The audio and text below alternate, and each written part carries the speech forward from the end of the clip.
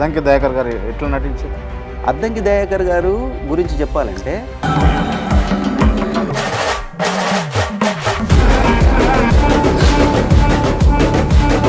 ఈ సినిమాకు గద్దరన్నకు గొప్ప సంబంధం ఉంది, పెద్ద సంబంధం ఉంది, చాలా ఆయన కథ రచయితే ఒరిజినల్ స్టోరీ అందించిందే ఆయన.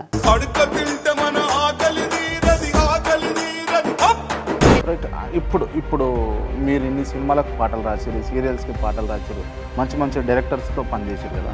ఇప్పుడు ఈ మూవీకి ఇండియా ఫైల్స్కు వర్క్ చేయడంలో బొమ్మ మురళి వల్ల ఇబ్బంది పడ్డారా లేదా? మొదటి సందర్భంలో ఇబ్బంది పడ్డాను. ఆయన నన్ను ఏం చేశారంటే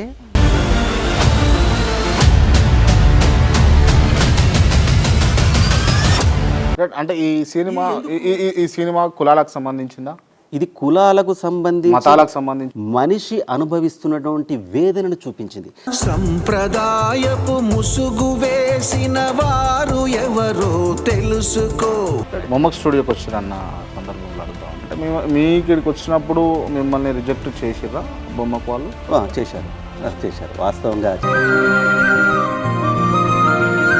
వాస్తవానికి నేను టు బి ఫ్రాంక్ చెప్తున్నా, మిమ్మల్ని అంటే ఫోన్లో మాట్లాడిన తర్వాత వచ్చినాం, కలిసినాం. ఇప్పుడు నేను ఇంటర్వ్యూ చేయాలా అని నాకు అనిపించింది. హిందువా, క్రిస్టియనా, హేతువాద? హిందూ కుటుంబంలో పుట్టి హేతువాద దృక్పథాన్ని కలిగి ఉన్నటువంటి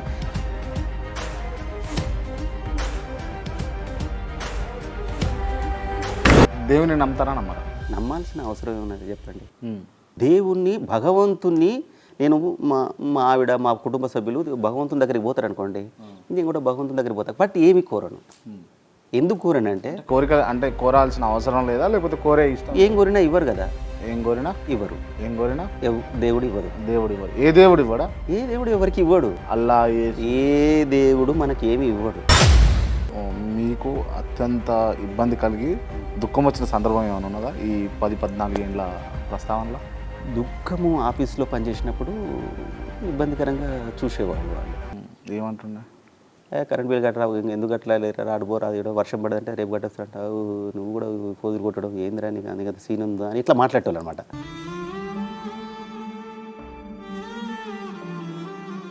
నమస్తే, వెల్కమ్ టు కేఆర్ టీవీ. నేను మీ క్రాంతి. చాలా రోజుల తర్వాత వినూత్నంగా ఒక కొత్త ఇంటర్వ్యూ చేయబోతా ఉన్నాం. సో ఈ interview special guest Mounasri Mallik, కవి మరియు రచయిత ఇవాళ మనతో ఉన్నారు. ముందుగా వెల్కమ్ చేద్దాం. కవి నుంచి మొదలైనటువంటి ప్రస్థానం రచయితగా ఎలా మారింది, కమర్షియల్ మూవీస్, కమర్షియల్ సాంగ్స్ ఎందుకు చేయాల్సి వస్తుంది అన్న అంశాల మీద పూర్తి స్థాయిలో మాట్లాడదాం. అన్న నమస్తే. నమస్తేనా, బావురా? సూపర్. రైట్. మౌనశ్రీ మల్లిక్ అంటే తెలియని వారు లేరు. బట్ మీరు మీ కవితలు కావచ్చు, మీరు రాస్తున్నటువంటి అంశాలు కావచ్చు ఎలివేట్ అయినప్పటికీ కూడా మీ ఫేస్ పెద్దగా ఎలివేట్ కాలేదు అని అంటే మీరేమంటారు? ఒప్పుకుంటా. నేను ఒప్పుకుంటారా? తప్పకుండా ఒప్పుకుంటా. దానికి కారణం ఏంది? అసలు నేను ఎంచుకున్నటువంటి రంగమే తెర వెనుక విభాగం. ఓకే. కవిత్వం రాసేవాళ్ళు అంటే నేను కవితా రంగంలో నేను తెలియని వాళ్ళు అంటే ఎవరు ఉండరు. సినిమా ప్రపంచంలోకి నేను ఇప్పుడిప్పుడే అడుగులు పెడుతున్నాను కాబట్టి తెలియదు అనడంలో, ఒప్పుకోవడంలో సత్యం ఉంది. రైట్. మీ వెనుక ఒక సినిమా పోస్టర్ ఉందన్న, ఇండియా ఫైల్స్ అని చెప్పేసి. అవును. ఈ సినిమాకు కూడా మీరు రాశారు కదా? అవును, రాశాను. ఎన్ని పాటలు రాశారు మీరు? 2 పాటలు రాశాను. 2 పాటలు రాశారు. అక్కడక్కడ వచ్చే కొన్ని బిట్ సాంగ్స్ కూడా రాశాను. బట్ మెయిన్ స్ట్రీమ్లో వచ్చేటువంటి 2 సాంగ్స్ నావే. రైట్. ఈ ఇంటర్వ్యూ ఆ సాంగ్ తోటే స్టార్ట్ చేద్దామన్న. మీరు పాట పాడాలా మా కోసం, మా ప్రేక్షకుల కోసం? తప్పకుండా. నాకు చాలా బాగా నచ్చినటువంటి పాట. నేను ఎంతో అంటే నేను 1990 మనసు మమత దగ్గర నుంచి కీరవాణి గారిని ఫాలో అవ్వరు నేను. ఓకే. ఆపద్బాంధవుడు కానీ, ఘరణమొగుడు కానీ, అన్నమయ్య కానీ, ఆయన చేసినటువంటి పాటలు అంటే నాకు చాలా ఇష్టం. నా జీవితంలో 3 లక్ష్యాలు ఉండేవి చిన్నప్పుడు చదువుకునేటప్పుడు. ఓకే. నా పాట ఎస్పి బాలసుబ్రహ్మణ్యం గారు పాడాలి, నేను కీరవాణి గారి స్వరాలకు నేను పాటలు రాయాలి, 3వది మెగాస్టార్ చిరంజీవి గారికి నేను పాట రాయాలనేది సంకల్పం. జరగవచ్చు జరగకపోవచ్చు అనేది సంకల్పం తీసుకున్నాను నేను చిన్నప్పుడు. ఓకే. మీ ఏం అది? నా ఏమేది అదే చిన్నప్పుడు చదువుకుంటప్పుడు చిన్న చిన్న లక్ష్యాలు ఉంటాయి కదా, కానీ అవి ఎంత పెద్ద లక్ష్యాలు అనేది నాకు పెరుగుతున్న కొద్దీ నాకు తెలిసింది. సో అందులో 2 లక్ష్యాలు నెరవేరాయి. ఓకే. బాలు గారు నేను రాసినటువంటి పాటలు పాడారు, కీరవాణి గారికి స్వరాలకు వారి సంగీతంలో నేను పాట రాశాను. అది నాకు ఆనందకరమైనటువంటి విషయం. ఆ పాట ఒక చిరంతనంగా నిలిచిపోయేటువంటి పాట, ఒక సామాజిక సంవేదనను పలికించేటువంటి పాటగా అది ఇవాళ ప్రజల మన్ననలు అందుకుంటుందంటే నేను చాలా ఆనందపడుతున్నాను. సో ఇవాళ మీ ముందు కూడా మాట్లాడేటువంటి అవకాశం తెప్పించినటువంటి పాట కూడా అదే. అవును.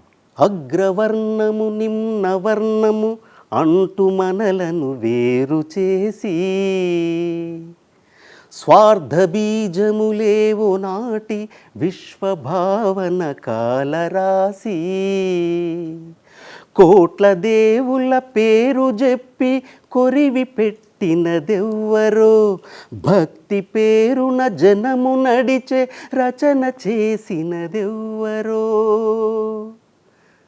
తిరిగి చూడు తిరిగి చూడు తిరుగుతున్న భూమిని, కలిసి చూడు కలిసి చూడు మనిషిలోని మనిషిని, నడచి వచ్చిన పాదముద్రలు చెరిపివేసిన శక్తులేవో, వెలుగునిచ్చిన జ్ఞానజ్యోతుల నార్పిన కుయుక్తులేవో, అణచివేతకు ఆజ్యమైన కారణాలను తెలుసుకో.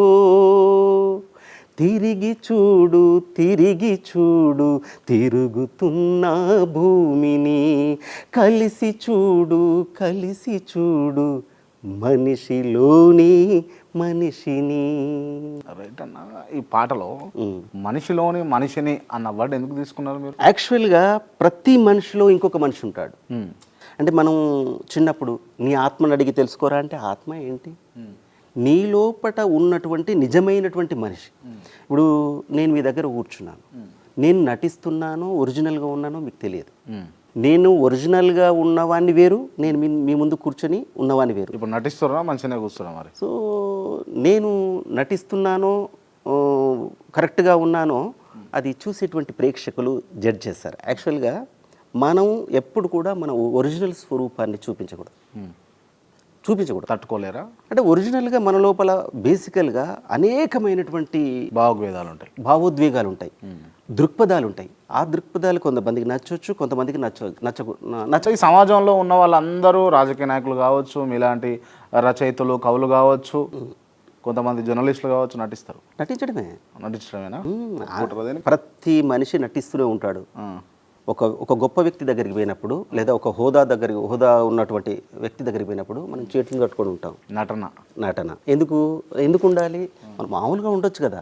నా పని కావాలి ఫస్ట్, అయ్యా నా పని చేయాలి, అతను అయ్యా పని అంటే ఇట్లుంటేనే అవుతుంది పని అవుతుంది. లేకపోతే ఏదైనా ఈ మధ్యలో 2-3 సార్లు అయితే ఏం పని చేస్తలేదని అన్నం అనుకో, అబ్బు ఇతనికి అయితే బాగుంది చెప్తారు, అంతే. కానీ కాదు, చేయరు. అంటే మన పని సుగమం కావడానికి అనేక రూపాలలో మనం నర్తిస్తూ ఉంటాం, నటిస్తూ ఉంటాం. రైట్. ఈ పాట అంటే ఈ మనిషిలోని మనిషిని చూడు అని అన్న. అవును. ఇప్పుడు అంటే ఈ పాట రాయాల్సిన సందర్భం ఎక్కడ వచ్చింది సినిమాలో? యాక్చువల్గా హీరో ఒక హేతువాద దృక్పథం కల ఒక వ్యక్తి. హేతువాద దృక్పథం. అతని జీవితంలో అనేక విషాదాలు సంభవిస్తాయి ఈ సినిమాలో. అది మనం రివీల్ చేయకూడదు. సంభవించినప్పుడు అతను ఒక గొప్ప జ్ఞాని దగ్గరికి వెళ్తాడు. వెళ్ళి జ్ఞాని చెప్పొచ్చు, సుమన్ గారు హీరో. సుమన్ క్యారెక్టర్, ఒక యాక్టర్ సుమన్ ఒక జ్ఞాని పాత్రలో, ఒక మాస్టర్ పాత్రలో నటించాడు ఆయన. ఓకే. మాస్టర్ అంటే ఒక స్థాయి జ్ఞాని అనమాట ఆయన. ఆయన దగ్గరికి పోయి అడుగుతాడు, ఏంటి ఈ సమాజంలో ఇన్ని సంవేదనలు జరుగుతున్నాయి, ఇన్ని వేదనలకు ఎందుకు గురవుతున్నాడు మనిషి? ఇద్దరు మనుషులే. చూడండి, గమ్మత్తైన విషయం ఏంటంటే ఒక మనిషి ఇంకొక మనిషిని అణిచివేస్తుంటాడు. మనుషులు ఇద్దరే, ఇతను మనిషే, ఇతను మనిషే. ఇతన్ని అణిచివేస్తూ ఉంటాడు, ఇతను భరిస్తూ ఉంటాడు. దీనికి కారణం ఏంటి? ఎందుకు అణిచివేయాలి? ఎందుకు మనిషి ఏ స్థాయిలో, అంటే అతను నిమ్న వర్గం కావచ్చు, అగ్రవర్ణం కావచ్చు, లేదా పేదవాడు కావచ్చు, ధనికుడు కావచ్చు, పేదవాడు ఆనందంగా జీవించకూడదా? ఎందుకు జీవించకూడదు? తన సోర్సుతో బతుకుతున్నటువంటి, తన కష్టంతో బతుకుతున్నటువంటి మనిషి ఎందుకు ఆనందంగా జీవించకూడదు? కానీ ఆనందంగా జీవించకుండా చేస్తుంటారు ఒక వర్గం. ఇంకో వర్గం అది దుఃఖభరితమైనటువంటి వేదనను అనుభవిస్తూ ఉంటుంది. అంటే ఈ సినిమా కులాలకు సంబంధించిందా? ఇది కులాలకు సంబంధించి కాదు, కులాలకు మతాలకు సంబంధించింది కాదు. మనిషి అనుభవిస్తున్నటువంటి వేదనను చూపించింది. ఈ వేదన ఎందుకు వస్తుంది? ఇప్పుడు కులాల వల్లనే, మతాల వల్లనే వేదన రాదు. మనం బస్సులో ప్రయాణం చేస్తుంటాం, మన పక్క సీట్లో కూర్చున్నోడు సరిగ్గా కూర్చోకపోతే సరిగ్గా కూర్చోరు భయ అంటాం, సరిగ్గా కూర్చోరు భయ అంటాం. ఒకవేళ సరిగ్గా కూర్చున్నా ఉన్నా వాడు అమాయకుడైతే జరి కూర్చోవే అంటాం. అంటే వాడు ఆ ప్రయాణం మొత్తం బాధనే అనుభవిస్తుంటాడు. వాడు వీడు ఇటు నెట్టుతుంటాడు, అటు నెట్టుతుంటాడు. అంటే ఒక మనిషిని ఇంకొక మనిషి బాధ పెడుతుంటాడు. అక్కడ మతం కులం అనేది లేదు. స్వేచ్ఛ, వీడు మంచిగా బతకాలి, అవతలనే ఒక వికృతమైనటువంటి చేష్టలు మనిషి లోపల ఖచ్చితంగా ఉంటుంది. ప్రతి మనిషి లోపల ఉంటుంది. నా లోపల ఉంటుంది, మీ లోపల ఉంటుంది, ఇంకో అందరి లోపల ఉంటుంది. అది సమయం వచ్చినప్పుడు బయటపడుతూ ఉంటుంది. సో మీరు ఉదాహరణ చూసుకోండి, మనం బస్సు ఎక్కుతామండి. బస్సు ఎక్కిన తర్వాత కొంచెం చక్కగా ఉండే వాళ్ళ దగ్గర లేదా మంచిగా చక్కగా ఉండే వాళ్ళ దగ్గర కూర్చుంటాం. కొంచెం వాళ్ళు స్నానం చేయకుండానో కొంచెం ఇబ్బందికరంగా ఉండడం, లేకుంటే వాళ్ళకు సరైనటువంటి ఆర్థిక ఇబ్బందులు ఉండి దుస్తులు సరిగా ఉండడం, వాళ్ళ పక్క కూర్చోం. మనం కూర్చుని దూరం జరిగి అంటాం. అదే ఒక మంచిగా రేబాన్ గ్లాస్ పెట్టుకొని వచ్చి కూర్చున్నాడు. మీరు మూవీ చూసిన తర్వాత పాటలు రాయడం మొదలుపెట్టారా, లేకపోతే మూవీకి తగ్గట్టుగా స్టోరీ చెప్తే రాసిరా? లేదు, అది సాధారణంగా ఏంటంటే పాటకు సినిమా ప్రీ ప్రొడక్షన్లోనే పాటలు రెడీ అవుతాయి. ఓకే. సో నాకేం జరిగిందంటే ఈ సినిమా షూట్ చేస్తూ అన్ని పాటలు అయిపోయాయి. ఒక 2 ముఖ్యమైన పాటలు ఉన్నాయి. అవి ఎంత ముఖ్యమైన పాటలు అంటే చాలామంది గీత రచయితలను వీళ్ళు సంప్రదించారు. ఓకే. సో వాళ్ళకు అది మరి ఎందుకో టైం పడుతుందనో లేకుంటే వాళ్ళకి ఎందుకో వాళ్ళు నాతో రాయించాలనుకున్నారు. సో నేను జాతీయ రహదారి అనే ఒక సినిమాకు చిన్న సినిమాకు పాటలు రాసినప్పుడు ఆ పాటలు ఈ సినిమా ఎగ్జిక్యూటివ్ ప్రొడ్యూసర్ కనకదుర్గ గారు విన్నారు. వారు నాకు పరిచయం లేదు, చూడలేదు, కలవలేదు, ఎప్పుడు వినలేదు. ఎలాగలో పిఆర్ఓతో నా నంబర్ సంపాదించి ఈ పాటలు ఆయనతో రాయించాలనుకున్నాను. అందులో చాలా విలక్షణమైనటువంటి పాటలు రాశాను నేను అందులో. సామాజిక గీతాలు ఉంటాయి, ప్రేమ గీతాలు ఉంటాయి. అంటే 2 రాయగలరు అంటే సింగిల్ కార్డ్ ఆ సినిమాలో. సో వినేసి నన్ను పిలిపించారు. పిలిపించినప్పుడు నేను రొటీన్గానే కాల్ రిసీవ్ చేసుకున్నాను. వచ్చిన ఇక్కడికి వచ్చేసి బొమ్మక్ స్టూడియోకి వచ్చేసి పాటలు బొమ్మక్ స్టూడియోకి వచ్చారన్న సందర్భంలో అడుగుతా ఉన్నా. అంటే మీ ఇక్కడికి వచ్చినప్పుడు మిమ్మల్ని రిజెక్ట్ చేసిర్రా బొమ్మకు వాళ్ళు? చేశారు వాస్తవంగా. అంటే మీ వాల్యూ తెలియకనా, మీలో ఉన్న కంటెంట్ తెలియకనా? సాధారణంగా ఏంటంటే ఒక మనిషిని చూసిన తర్వాత వాళ్ళ అపీరెన్స్ కావచ్చు, వాళ్ళ బిహేవియర్ కావచ్చు, వాళ్ళ యాటిట్యూడ్ కావచ్చు, ఒక మనిషిని చూసిన తర్వాత ఒక అభిప్రాయం ఏర్పడుతుంది. అయితే ఆ అభిప్రాయము 100% కరెక్ట్ అయి ఉండకపోవచ్చు. సో నేను మిమ్మల్ని చూశాను, మీకు నచ్చిన విధంగా కూర్చుంటారు, మీకు నచ్చిన విధంగా మాట్లాడతారు, మీకంటూ ఒక యాటిట్యూడ్ ఉంటుంది, మీకంటూ ఒక ఆర్డర్ ఉంటుంది, దాని బిహేవియర్ అంటారు. నేను కూర్చునే విధానంలో కావచ్చు, మాట్లాడే విధానంలో కావచ్చు, లేదా నేను సైలెంట్గా ఏం మాట్లాడకుండా ఉండడం వల్ల కూడా జరుగుతుంది. సాధారణంగా ఒక ప్రొడ్యూసర్ గారి ఒక డైరెక్టర్ దగ్గర పోయినప్పుడు సాధారణంగా లిరిక్ రైటర్ మాట్లాడకూడదు. వాళ్ళు చెప్పింది మాత్రమే వినాలి. మనం మాట్లాడేది ఏంటి, రెమ్యూనరేషన్ విషయం మాత్రమే మాట్లాడతాం, ఇంకేమీ మాట్లాడం. సో వాళ్ళు చెప్పింది వినడానికి వెళ్తాం మనం. సో వచ్చేసినాము. సాధారణంగా వర్షం పడుతుంది, కూర్చున్నాను. నాకు ఒక 7 Ages ఒక వీడియో వేశారు, అది చూశాను నేను. నాకు అంటే మానవ పరిణామ క్రమం గురించి నాకు అదృష్టవశాత్తు నాకు తెలుసు, అది నేను చదివి నచ్చినప్పటి. ఓకే. ఈ ఇన్నేళ్ల జీవిత సామాజిక మార్పులు, పరిణామము, మనిషి పరిణామం, మానవ పరిణామం, సమాజ పరిణామం, సాహిత్య పరిణామం నాకు తెలుసు కాబట్టి నేను చూసేసి నాకు తెలుసు సార్ దీని గురించి అని చెప్పాను. చెప్పిన తర్వాత ఆ చీకట్లో తను మరి అప్పుడు కరెంటు కూడా పోయింది, వర్షం బాగుంది, తను బిజీగా ఉండడం వలన నన్ను సరిగా రికగ్నైజ్ చేయలేకపోవచ్చు, లేదా నాతో మాట్లాడడం వల్ల ఒక 5 నిమిషాలు 10 నిమిషాలు నాతో మాట్లాడితే తనకు నా నాలెడ్జ్ తెలిసి ఉండేదేమో. సో అతను చూసేశారు. సో ఇతను రాయలేడు అని అనుకున్నారు ఆయన, మురళి గారు. మాట్లాడలేదు, చూశారు. ఎలా ఉందంటే బాగుందన్నాను. ఇంకా నాకు ఇలా అనిపించిందని అనుభూతి చెప్తే బాగుండేది.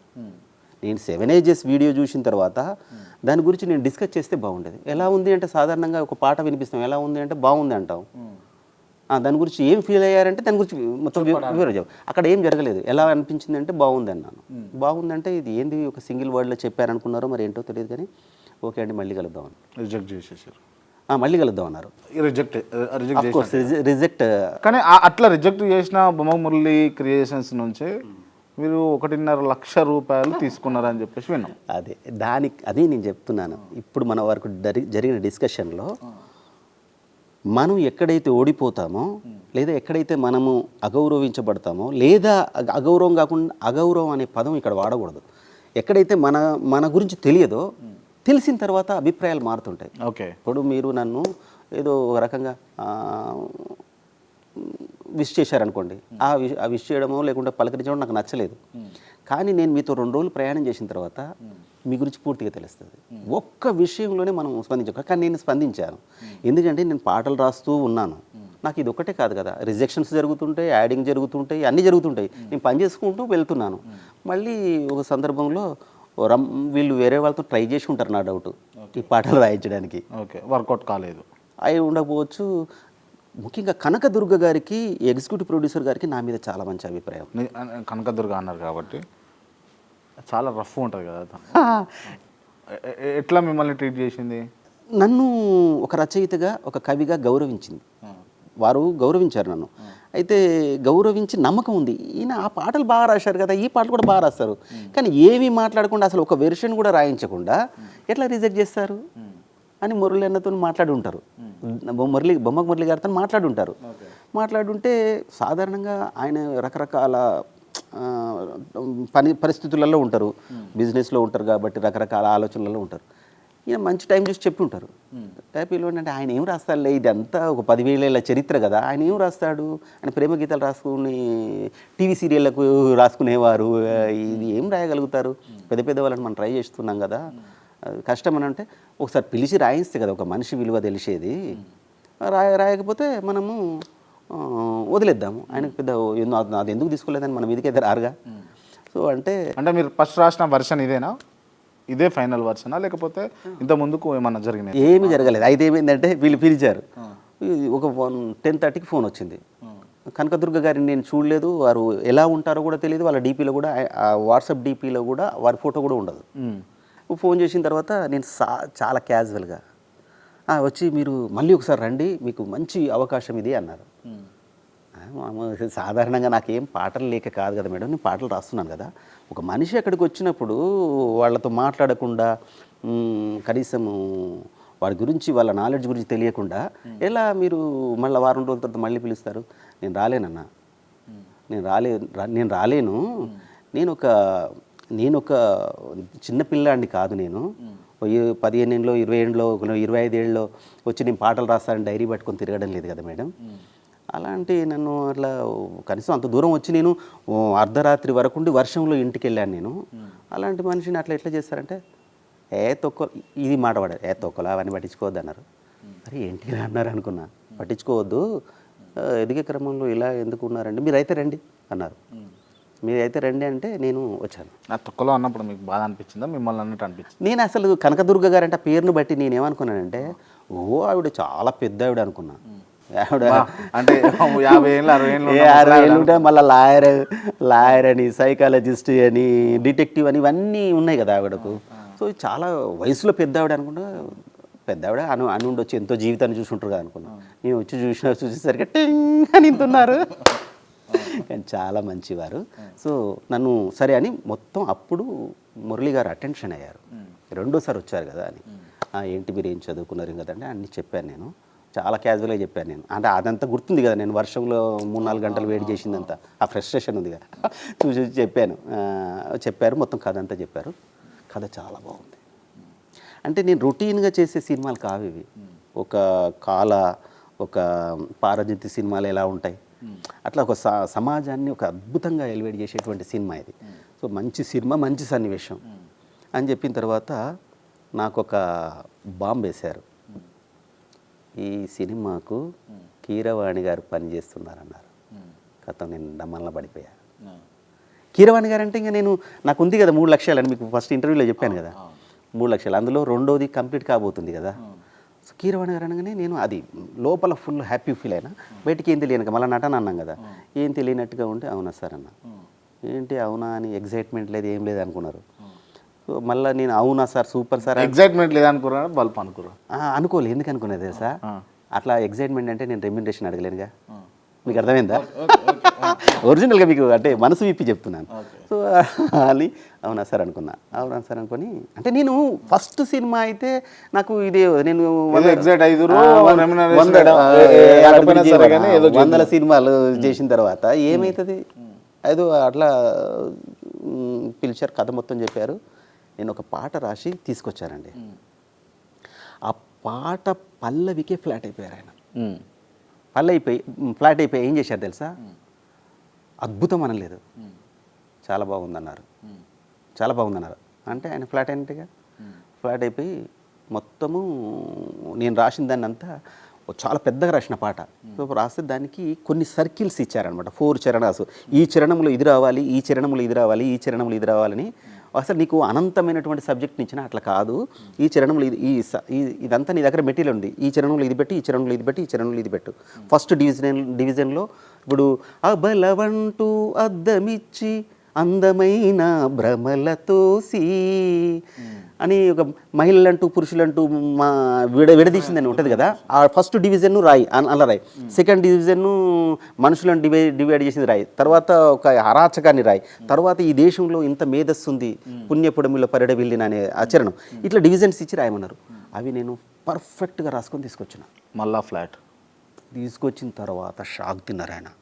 షాక్ తిన్న తర్వాత నాకు ఆ షాకులు కాదు కదా కావాల్సింది, కేకులు కదా. సాధారణంగా అలా ఉంటుంది, పని అయిపోతే మనం ఇంకో పాట చేసుకోవచ్చు. సో ఇంకా చిన్న చిన్న మార్పులు, వెరీ మైన్యూట్ మార్పులు చెప్పారు. ఇవాళ రేపు ఫైనల్ అవుతుందండి మన పాట, రేపు రండి అన్నారు. ఈసారి మీటింగ్స్ అన్నీ ఇక్కడ పెట్టలేదు, వాళ్ళ ఇంట్లో పెట్టారు. చాలా పెద్దగా ఉంటుంది వాళ్ళ ఇల్లు. వాళ్ళు ఇంట్లో పెట్టారు. ఇంట్లో పెట్టిన తర్వాత ఒక పాటను మొత్తం పాడి వినిపించిన తర్వాత చాలా శ్రద్ధగా ధ్యానంలో ఉన్నట్టు కూర్చొని పాట అయిపోగానే ఇలా చూశారు. ఇలా చూసేసి లోపలికి వెళ్ళారు. లోపలికి వెళ్ళి ఓ బ్యాగ్ తీసుకొచ్చారు. బ్యాగ్ తీసుకొచ్చి ఆడబెట్టారు. ఆడబెట్టేసేసి నా చేతిలో పెట్టి నన్ను కౌగిలించుకున్నారు. ఏం బ్యాగ్? ఆ బ్యాగ్లో ఏముంటుంది, నేను బహుశా స్వీట్ బాక్స్ ఉంటుంది, అందులో కొంత డబ్బు ఉంటుందని నేను ఎక్స్పెక్ట్ చేసిన. అందులో స్వీట్ బాక్స్తో పాటు 1,25,000 రూపాయలని. అంటే నేను ఇంతవరకు చాలా డబ్బు తీసుకున్నా పాటలు రాసినందుకు. తీసుకున్నాను, 75,000 తీసుకున్నాను, 50,000 తీసుకున్నాను, ₹1,00,000 ఎప్పుడు తీసుకోలేదు. సో ఒక ఫస్ట్ అది 1,25,000 రూపాయలు ఉన్నాయి అందులో. చాలా బాగా రాశారండి, ఎక్సలెంట్ అని చెప్పారు. ఈ పాటను తీసుకుపోయి కీరవాణి గారికి చూపించారు. కీరవాణి గారు మొదటి 2 లైన్స్ విని చాలా అద్భుతమైన లిరిక్స్, అరెస్టింగ్గా ఉన్నాయి, ఈ పాటను నేనే కంపోజ్ చేస్తాను, ఈ స్వరపరుస్తాను, ఈ పాటను స్వరపరుస్తానంటే ఈ పాటను మీరే పాడితే బాగుందంటే నేనే పాడతాను, ఇంత చాలా బాగుంది పాట అని చెప్పారు. తర్వాత మేము కీరవాణి గారి దగ్గరికి వెళ్ళాం. కీరవాణి గారు చాలాసార్లు ఒక 10 times చెప్పారు, చాలా బాగుంది మల్లిక్ గారు మీరు ఎంత బాగా రాశారన్నారు.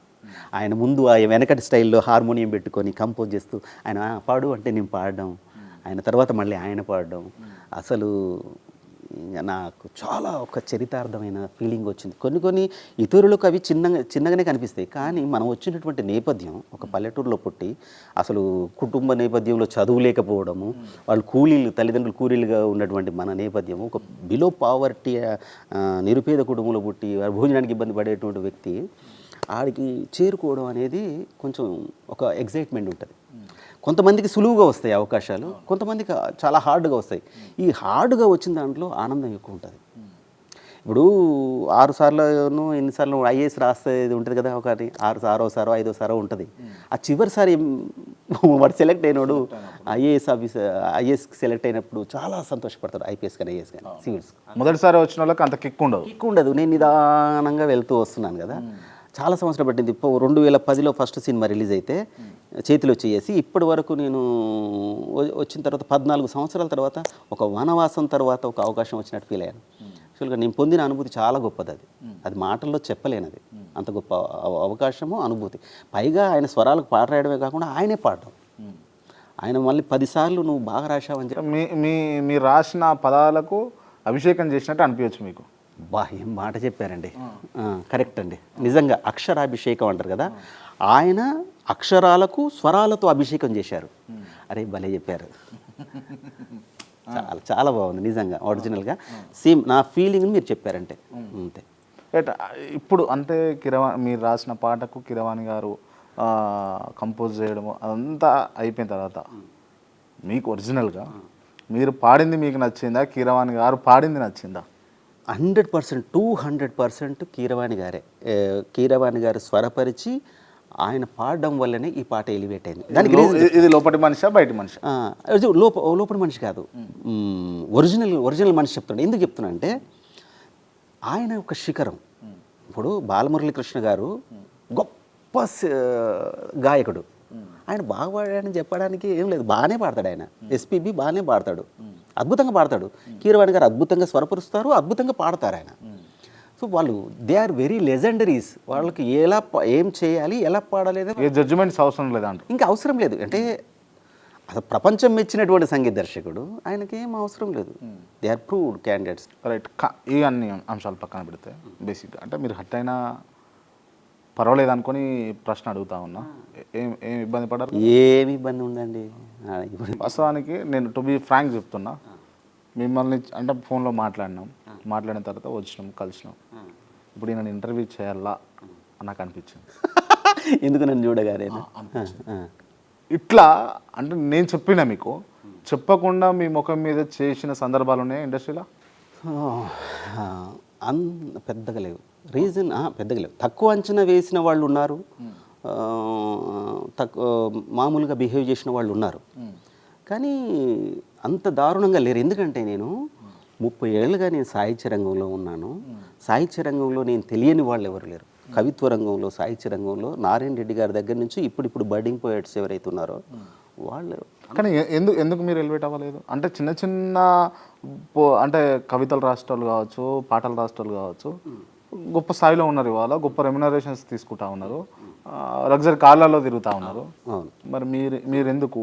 నేను ఎందుకు కాలేకపోయిందంటే నాకు వచ్చిన పనిని ఇవాళ పని చేసి ఒక 10 రూపాయలు వచ్చాయి. దాంతో నేను సంతృప్తి పడ్డం మొదలుపెట్టా. నాకు పాట కావాలి. ఇప్పుడు నాకు మీరు ఫోన్ చేసి ఒక పాట కావాలి మళ్ళీ కన్నడ అంటే మీకు నేను చాలా ఇంపార్టెన్స్ ఇస్తాను. నేను వెళ్ళి ఇప్పుడు నేను ఇంత 30 ఏళ్ళు కవిత్వ రంగంలో ఉండి ఇన్ని పుస్తకాలు రాసి సాహిత్య రంగంలో ఇంత గుర్తింపును పొందిన నేను వేరే వాళ్ళ దగ్గరికి పోయి అడగడంలో తప్పులేదు, అడిగితేనే ఇస్తారు అవకాశాలు. కానీ నేను అడిగిన తర్వాత అక్కడ రిజెక్ట్ అయితే రిజెక్ట్ అయింది అనుకోండి, కొంచెం బాధపడాల్సి వస్తుంది. సో అట్లా కాకుండా మనకి ఏంటంటే ఒక పాట రాయి అని పాటలు వస్తూనే ఉన్నాయి, పదే వస్తున్నాయి. వాళ్ళు చిన్నవాళ్ళ పెద్దవాళ్ళని నేను చూడలేదు, రాసుకుంటూ వస్తున్నాను. అప్పుడు ఆ పనిలో పడి నేను అలా కొట్టుకుపోయాను. చాలా పాటలు నేను డబ్బు కొరకు టీవీ సీరియల్స్కి రాశాను. ఒకే రాఘవేంద్రరావు గారు ఒక్కరే నాకు 750 పాటలు రాయించారు. అది చిన్న విషయం కాదు.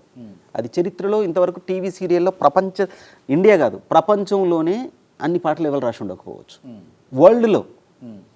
ఇప్పుడు మీరు రాఘవేంద్రరావు దగ్గర అంత పని చేశారు కదా, అక్కడ ఎట్లా ఉంటుండే రెమ్యునరేషను అంటే అనుకున్నంత పెద్ద స్థాయిలో ఉండవు కానీ కరెక్ట్గా ఉంటాయి. ఇక్కడ 2 పాయింట్స్. అంటే గవర్నమెంట్ జీతం లేక వస్తుంది. మీ పని చేసిందంటే మీరు అడగాల్సిన అవసరం లేదు. 10వ తేదీ నాడు మీ అకౌంట్లో డబ్బులు వేసి ఎన్ని పాటలు రాశారో అన్ని పాటలకు గాను చెప్పిన ప్రకారం డబ్బులు వేసి మనకు ఫోన్ చేసి చెప్తారు. నెఫ్ట్ ద్వారా వేసేసి మీ అకౌంట్లో డబ్బులు పడి చూసుకోండి సార్ అంటారు. అంత పర్ఫెక్ట్గా ఉంటాయి. ఈటీవీ, ఆర్కే టెలిషో అంత పర్ఫెక్ట్గా ఉంటాయి. కాకపోతే టీవీ సీరియల్స్ కాబట్టి రెమ్యునరేషన్ కొంచెం తక్కువ ఉంటాయి. తర్వాత నాకు పెంచారు వాళ్ళు. అంటే నేను దాదాపుగా మీరు తీసుకున్న ఫస్ట్ రెమ్యునరేషన్ ఎంత? చేతిలో చేసి సినిమాకు 3 పాటలు రాసినందుకు 15,000 ఇచ్చారు. 15,000 శ్రీకాంత్. అవును, శ్రీకాంత్. ఓకే. శ్రీకాంత్ అని ఒక హైయెస్ట్ రెమ్యునరేషన్ 1.25 ఈ సినిమా బొమ్మకు మురళి గారు ఇచ్చారు. కానీ నేను ప్రైవేట్ సాంగ్స్, భక్తి గీతాలు ఎన్నో రాసిన. వాటికి 75,000 పాటలు, 75,000 రూపాయలు కూడా నేను పాటలు రాసిన. 50,000కి ఎన్నో పాటలు రాసిన, లెక్కలేవు. మీకు బాధ అనిపించింది? అంటే మీకంటే చిన్న స్థాయి వాళ్ళు, మీకంటే తక్కువ పాటలు రాసిన వాళ్ళు, మీకంటే మిడిమిడి జ్ఞానం ఉన్న వాళ్ళు ఎలివేషన్ అయ్యి మీరు కానప్పుడు నేను ఎట్లా ఫీల్ అవుతానంటే, వాళ్ళు కష్టపడ్డారు, అవకాశాలను సృష్టించుకుంటున్నారు, వచ్చిన అవకాశాలను సద్వినియోగం చేసుకుంటున్నారు, రాస్తున్నారు. సో ఒక మనిషి ఇంకొక మనిషిలాగా ఎట్టి పరిస్థితిలో జీవించలేడు. నేను ఇలాగ జీవిస్తున్నాను, అది నా యాటిట్యూడ్ కావచ్చు, లేకుంటే నా జీవన విధానం కావచ్చు. వాళ్ళు కష్టపడి సంపాదించుకుంటూ ఇవాళ వాళ్ళకు వచ్చింది, రేపు నాకు రావచ్చు. నేను ఆశావాహ దృక్పథంతోనే ఉంటా. పోనీ నాకు అవకాశాలు రాకుండా నేను ఇలాగే లేను కదా. నేను చాలా మంది కంటే ఎక్కువ పాటలు రాస్తున్నాను. వాళ్ళంతా డబ్బు తీసుకోకపోవచ్చు, ఎక్కువ పాటలు అయితే రాస్తున్నానుగా. నేను 8 ఏళ్లలో అంటే 2010 అంటే 14 సంవత్సరాలలో నేను 1200 పైచిలకు రాసిందంటే అది చిన్న విషయం కాదు. అది ఈ 1200 పాటలు రాయాలంటే 1000 పాటలు దాటాలంటే సుమారు 20 ఏళ్ళు పడుతుంది. బాగా రోజు రాసుకుంటూ పోతే 20 ఏళ్ళు పడుతుంది. అది ఇప్పుడు డాక్టర్ సి నారాయణ రెడ్డి గారు 3000 పాటలు రాశారు. వేటూరి సుందరమూర్తి గారు రెగ్యులర్గా 5-6 పాటలు రోజుకు రాస్తే అతను 6000 పాటలు రాశారు. 3600 పై చిలుకు చంద్రబోస్ గారు రాశారు. 3000 దగ్గరికి అశోక్ అన్న రాశారు. నేను 14 సంవత్సరాలలో 1000 నుంచి 1200 మధ్యలో నేను రాశాను కదా.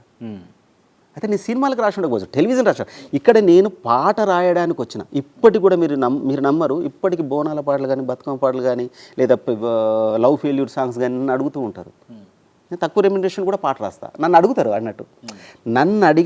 నన్ను పాట కావాలని అడిగిందంటే అతన్ని నేను యజమానిలాగా చూస్తా.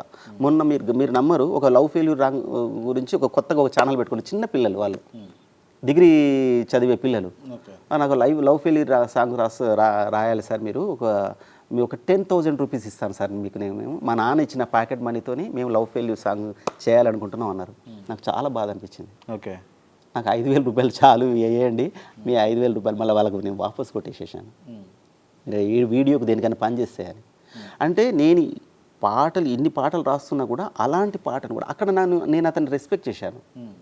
అతను పాట అంటే నేను గుర్తుకొచ్చాను కదా, అదే నాకు చేయం. మిమ్మల్ని గుర్తించిన వాళ్ళకు ఖచ్చితంగా మీరు పాట రాసిస్తారు. 100% పాట రాస్తా. అది ఎంత డబ్బు అనేది నాకు ఇక్కడ సమస్య కదా. నేను పాట రాయాలి. పాట రాయడానికి నేను ఇక్కడ వచ్చిన. నేను ఒక సూపర్ మార్కెట్ లాంటి వాడిని. రిన్ కావాలన్నా, లక్స్ కావాలన్నా, నిర్మా పౌడర్ కావాలన్నా, లేకుంటే పల్లీలు కావాలన్నా, శనగలు కావాలన్నా, ఏదంటే అది నేను ఇస్తాను. సో నేను ఏ పాటనైనా రాయగల సామర్థ్యాన్ని కలిగి ఉన్నాను కాబట్టి నేను భక్తి గీతాలు లెక్కలేని భక్తి గీతాలు రాశాను. సాయిబాబు మీద రాశాను, రాముడి మీద రాశాను, కృష్ణ తులసి సీరియల్లో కృష్ణుడి మీద 250 భక్తి గీతాలు రాశాను. హిందువా, క్రిస్టియనా, హేతువాద? నేను హిందూ కుటుంబంలో పుట్టి హేతువాద దృక్పథాన్ని కలిగి ఉన్నటువంటి ఈ హిందూ అంటే ఒక మత ఆచారాలను హేట్ చేయకుండా జీవించే వాళ్ళని ఏమంటారంటే, ఒకప్పుడు మన హిందూ కుటుంబంలో పుట్టినాం, ముస్లిమ్స్ను గౌరవిస్తాం, క్రిస్టియన్స్ను గౌరవిస్తాం, ఒక సామ్యవాదవాదాన్ని కలిగి ఉండేటువంటి వ్యక్తి నేను. వాళ్ళను అగ్నాస్టిక్స్ అంటారు వాళ్ళను. నేను అదే. నేను ఇప్పుడు క్రిస్టియన్స్ వాళ్ళు ఉన్నారనుకోండి, నా ఫ్రెండ్స్ నేను చాలా గౌరవిస్తాను. క్రిస్టియన్ పాటలు రాయమంటే రాస్తాను, హిందూ పాటలు రాయమంటే రాస్తాను, ముస్లిం పాటలు రాయమంటే ముస్లిం స్టూడెంట్ ఆర్గనైజేషన్స్కి పాటలు రాశాను. నేను అన్నిటిని గౌరవిస్తాను. నేను వచ్చింది పాట రాయడానికి కాబట్టి మతాలకు దానికి సంబంధం లేదు. ఫైనల్గా మీరు దేవుని నమ్ముతారా, నమ్మరా? నమ్మాల్సిన అవసరం ఏమన్నది చెప్పండి. నమ్మాల్సిన దేవుణ్ణి, భగవంతుణ్ణి. నేను మా ఆవిడ, మా కుటుంబ సభ్యులు భగవంతుని దగ్గరికి పోతారు అనుకోండి, నేను కూడా భగవంతుని దగ్గరికి పోతాను. బట్ ఏమి కోరను. ఎందుకు కోరనంటే, కోరిక అంటే కోరాల్సిన అవసరం లేదా, లేకపోతే కోరే ఇష్టం? ఏం కోరినా ఇవ్వరు కదా. ఏం కోరినా ఇవ్వరు. ఏం కోరినా దేవుడు ఇవ్వరు. దేవుడు ఇవ్వరు. ఏ దేవుడు ఇవ్వడా? ఏ దేవుడు ఎవరికి ఇవ్వడు. అల్లా, ఏ దేవుడు మనకి ఏమి ఇవ్వడు. మనం మనశ్శాంతి కోసం పోతాం, కొద్దిసేపు కూర్చొని వస్తాం, అక్కడ ప్రశాంతంగా ఉంటుంది కాబట్టి, అంతే. రైట్, సరే. ఈ కాన్సెప్ట్ మీద మనం మళ్ళీ మాట్లాడుకుందాం. రైట్. మీరు ఛాయ్ అమ్మేదా? ఈ ఛాయ్ అమ్మలేదు, బట్ నేను ఒక ఆఫీస్ అసిస్టెంట్గా జాబ్ చేశాను. Office assistant, office boy? Nothing but office boy. ఛాయ్లు ఇచ్చేదా వాళ్ళకి? ఇచ్చాను. ఆ స్టేజ్ నుంచి ఈ స్టేజ్ దాకా ఎట్లా? ఒక మనిషి ఉన్న స్టేజీ కంటే ఒక మెట్లో ఉన్నప్పుడు రెండో మెట్టు ఎక్కడానికి ప్రయత్నం చేయాలి. దీనికి నాకు హెల్ప్ అయింది ఏంటంటే క్రమశిక్షణ, హార్డ్ వర్క్, చదువు. అసలు మీరు ఎంతవరకు చదువుకున్నారు? చదువున్నారు కాబట్టి. నేను పోస్ట్ గ్రాడ్యుయేషన్ చేశాను తెలుగు యూనివర్సిటీలో. Master degree in journalism. నిజమేనా? 100%. అలా డౌటే ఉంది. మరి అట్లా లేరుగా మీరు? హిందీ బాగానే ఉన్నా, నాకేమైంది? హైట్, పర్సనాలిటీ ఉన్నాను, ఇంకేం కావాలి నాకు? అంటే ఎలా మెడలో డిగ్రీ వేసుకుని తిరగలేంగా. అట్లా కనిపించట్లేదు. డిగ్రీని అంటే నా భాష సరిగా లేదా, లేకుంటే ఎందుకు కనిపించలేదు నేను పోస్ట్ గ్రాడ్యుయేట్ అని? రైట్. ఇప్పుడు నేను అన్నట్టు మీరు ఎక్కడన్నా ఫేస్ చేసిరా? చేశాను క్లియర్గా చేశాను. ఏమన్నారు అంటే నేను చాలా మామూలు హైదరాబాద్కు పారిపోయి వచ్చిన వ్యక్తులలో నేను ఒకని. నేను వచ్చిన తర్వాత అంటే భోజనానికి ఇబ్బందే హైదరాబాద్కు వచ్చిన నేపథ్యం నాది కాబట్టి ఎన్నో మానసిక వేదనలు అనుభవించిన వాడికి ఇవన్నీ చిన్న ఏమైతే నేను రేపటి ఖచ్చితంగా రచయిత అవుతానని నాకు తెలుసు. ఎందుకు తెలుసు అంటే నా మీద నాకు ఉన్నటువంటి కాన్ఫిడెన్స్, నా నాలెడ్జ్ మీద ఉన్నటువంటి కాన్ఫిడెన్స్, నా ప్రత్యేకంగా 2 విషయాలలో బాగుంటే ఎవడైనా జీవితంలో సక్సెస్ అవుతాడు. ఏంటి అవి? 1 సంస్కారవంతంగా ఉండడం, 2 ప్రతిభ. ఇందులో ఏది లోపించినా కూడా ఒక పట్ట కిందికి ఒక పట్ట పైకైతే మన బతుకు ప్రయాణం సాగదు. క్రమశిక్షణగా ఉండాలి, చిన్నవాళ్ళను సూత్రం ఏంటంటే చిన్న వాళ్ళ పట్ల వాత్సర్యపూరితంగా ఉండాలి, సమవయస్కుల పట్ల స్నేహభావంతో ఉండాలి, పెద్దల పట్ల గౌరవంతో ఉండాలి. అది నాకు తెలుసు. నేను ఒరిజినల్గా ఉంటా అట్లా, ఆ విషయంలో నటించను. ఓకే. నేను జీవితంలో మంచి గీత రచయిత అని నాకు తెలుసు. మీరు సినారే దగ్గర అంటే ప్రియ శిష్యుడు అంటారా, లేకపోతే మీరు దైవంతో కొలిచిరంటారా, లేకపోతే ఇంకేమంటారా? ఆయన అంటాను దైవం. ఇవన్నీ కూడా ఆయన దగ్గర మీరు అంత ఒబీడియంట్గా వర్క్ చేశారు, ఒబీడియంట్గా ఉన్నారు? వర్క్ చేయలేదు, ఒక ఆరాధ్య దైవంగా ఉన్నాను. ఆయన పట్ల, ఆయన సాహిత్యం పట్ల నేను ఫస్ట్ ఆకర్షితున్నాయన. ఆయన పుస్తకాలు బాగా చదివాను, ఆయన కవిత్వం బాగా చదివాను, ఆయన రాసినటువంటి ప్రపంచ పదులు చదివిన తర్వాత నాకంటూ ఒక దృక్పథం ఏర్పడింది. ఎట్లా అప్రోచ్ అయ్యారు మీరు తనని? నేను ప్రతిరోజు 5 గంటలకు నేను చేసే పని డ్యూటీ ఏదైతే ఉందో అది అయిపోగానే ఫస్ట్ త్యాగరాయ గాన సభలో సినారేన్ రెడ్డి ఉన్నాడా, అప్పుడు పేపర్లో పడేది ఈ కార్యక్రమం ఉంది, నగరంలో నేడని పడేది కదా, ఆయన స్పీచెస్ వినడము, ఆయనను గలవడము, ప్రతిరోజు చూసి సంవత్సరాల తరబడి చూస్తే నన్ను దేవునిలాగా చూస్తాడేంది, రాగానే కాలుమొక్తాడేంది, ఏంది ఇతను అని ఆయన ఆశ్చర్యపోయిన తర్వాత రెగ్యులర్గా నేను ఆయన తెలంగాణ సరస్వతి పరిషత్లో ఆయనకు ఆఫీస్ ఉంది, నాకు హాలిడేస్ వచ్చినా ఏమొచ్చినా అక్కడికి వెళ్ళేవాడిని. అక్కడికి వెళ్ళిన తర్వాత ఒక్కోసారి అక్కడ కాకపోతే వాళ్ళ ఇంటికి కూడా వెళ్ళేవాడిని. అట్లా ఆయన రాసిన కొత్త కవిత వినిపించేవారు, నువ్వేమైనా కవిత రాసినవా అనేవారు, నేను రాసిన పుస్తకానికి ముందు మాట రాయించుకున్నాను. అట్లా నాతో ప్రతిదీ ఆయన అడిగే, ఆయన అంత సాన్నిధ్యం ఉండేవాడు. మౌనశ్రీ అని చాలా బాగా ఆదరించేవారు. ఒక బడ్డింగ్ పోయెట్, చిన్న పోయెట్ ఇతన్ని నేను పలకరిస్తే ఇతను సంతోషపడతాడు, ఒక ఫోటో దిగి నాతో తీయించుకుంటే అతను ఒక చిన్న అవకాశం ఇస్తే ఆనందపడతాడు అనేటువంటి గమనించి నన్ను చేరదీశాడు అతను. ఎవ్వరు వచ్చినా ఇంకో చేరదీయడం అంటే ఆయనలో ఉన్న గొప్ప వ్యక్తిత్వం అండి. నేను ఆయనతో ఇట్లా కూర్చొని మాట్లాడుతున్నాను, ఒక గొప్ప వ్యక్తి అందులోకి ప్రవేశించాడు. గొప్ప వ్యక్తి ప్రవేశించినప్పుడు మిమ్మల్ని బయటికి పంపించాలి, లేదా నేను లేచి నిలబడి వాళ్ళకు ఎదురుగా అభిముఖంగా కూర్చునేటువంటి ఛాన్స్ ఇవ్వాలి, నేను పక్క సీట్లో కూర్చోవాలి. నేను ఇట్లా లేకపోతుంటే మీరు కూర్చోండి అన్నాడు. ఏమన్నాడు, నువ్వు కాదు, మీరు కూర్చోండి, వారు ఇక్కడ కూర్చుంటారు. అంటే మనిషిని గౌరవించడం ఎంత అద్భుతమైన విషయం అది, చాలా గొప్ప విషయం. అలాంటి మనుషులు నేను చాలామంది చూశాను. నేను ఎంతమంది ఇబ్బందికరమైన వ్యక్తులను చూశానో అంతమంది మంచి వాళ్ళని సమాజంలో నేను చూశాను. నాకు పెద్ద ఇబ్బందులు ఇబ్బందులు జరగలేదు. రీజన్ ఏంటంటే నేను మనుషులతో బిహేవ్ చేయడం నాకు తెలుసు. మీకు అత్యంత ఇబ్బంది కలిగి దుఃఖం వచ్చిన సందర్భం ఏమైనా ఉన్నదా ఈ 10-14 ఏళ్ళ ప్రస్తావనలో? దుఃఖము ఆఫీస్లో పనిచేసినప్పుడు ఇబ్బందికరంగా చూసేవాళ్ళు. వాళ్ళు ఏమంటున్నా, కరెంట్ బిల్ కట్టరావు, ఎందుకు కట్టలే, రాడు వర్షం పడదంటే రేపు కట్టేస్తాంటావు, నువ్వు కూడా ఫోజులు కొట్టడం ఏందిరా, నీకు అందుకంత సీన్ ఉందా అని ఇట్లా మాట్లాడేవాళ్ళు అనమాట. అవి కొంచెం ఇబ్బందికరంగా అనిపించినాయి. కానీ నేను ఖచ్చితంగా రేపు మీకే లోపల నేను వచ్చింది వేరే పని, వీటిని పట్టించుకుంటూ నేను కూర్చుంటే నేను చదువుకోవచ్చు, మంచి పుస్తకాలు చదవాలి, నాలెడ్జ్ని పెంచుకోవాలి, పాట రూపకల్పనకు సంబంధించి నా సమాచారాన్ని నేను తెలుసుకోవాలి. అసలు పాట ఎలా రాస్తారు, ఎలా దాన్ని అందులో నేను దాని మీద నేను బాగా కృషి చేసిన. నాకు చిన్నప్పటి నుంచి పాట, నాకు గురువులు, నన్ను తీర్చిదిద్దిన గురువులు ఎవరు లేరు. 10th third class, intermediate third class, degree third class, అన్ని థర్డ్ క్లాసులు ఉన్నాయి, పోస్ట్ గ్రాడ్యుయేషన్ అన్ని థర్డ్ క్లాసులే. కానీ నేను ఇతరత్ర చదివినట్టు నేను పాఠ్య పుస్తకాలను చదవలేకపోయాను. దానివల్ల పాట నాకు ఒక పాట, నాకు తెలియని పదాన్ని నేనే తెలుసుకునేవాడిని. అంటే వొకాబులరీ పెంచుకోవడము, ట్యూన్స్కు పాటలు ఎట్లా రాస్తారు, అసలు పాట నిర్మాణంలో తెలుగు గ్రామర్ని ఎలా ప్రవేశపెట్టాలి, ఎలాంటి అల్లరి పాటలనైనా తెలుగు గ్రామర్ వ్యాకరణబద్ధంగా ఎలా రాయాలి, అది వ్యాకరణబద్ధంగా రాశారని తెలియకుండా ఎలా రాయాలి అనే విషయంలో నేను చాలా సాధన చేశాను. అందుకే ఏ పాటనైనా నేను పెద్దగా కష్టపడను. Right, okay. అంటే మీరు ఇట్లా వేరేగా అనుకోకండి.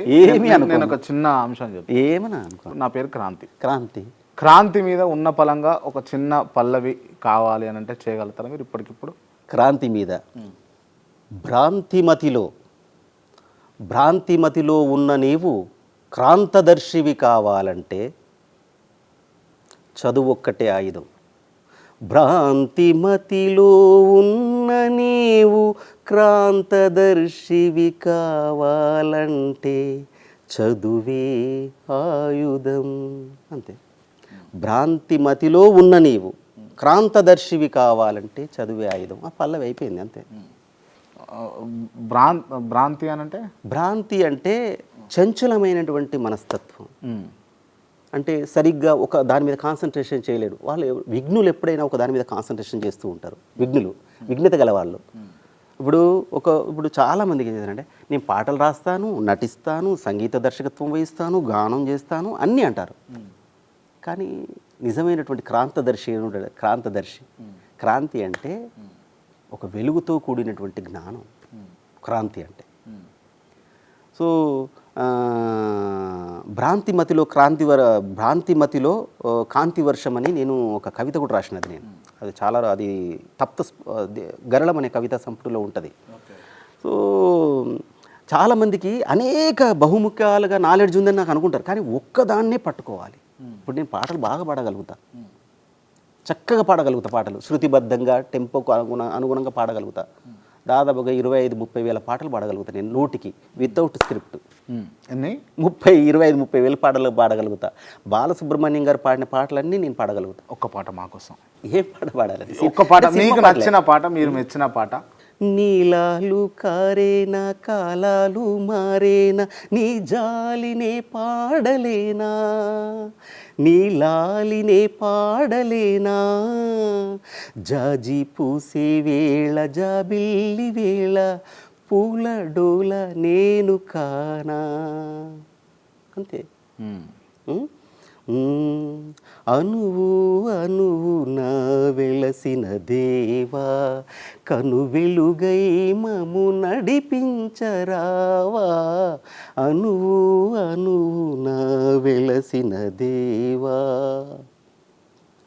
పల్లవించవా నా గొంతులో, పల్లవి కావా నా పాటలో, ప్రణయ సుధారాధా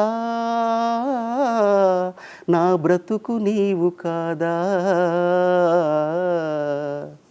మ్రోగింది వీణా పదే పదే హృదయాలలో నా. అంటే పాట నాకు ఏమైందంటే పాటలో ఉన్నటువంటి భావాన్ని, ఊహాశక్తిని పెంచింది. ఇప్పుడు ఎలమావి తోట పలికింది నాలో, పలికించుకోవే నీ పదముగానే. ఎలమావింది మామిడి తోట అని రాయొచ్చు కదా, ఎలమావి తోట అని ఎందుకు రాశాడు? ఎలదేటి పాట అని ఎందుకన్నాడు?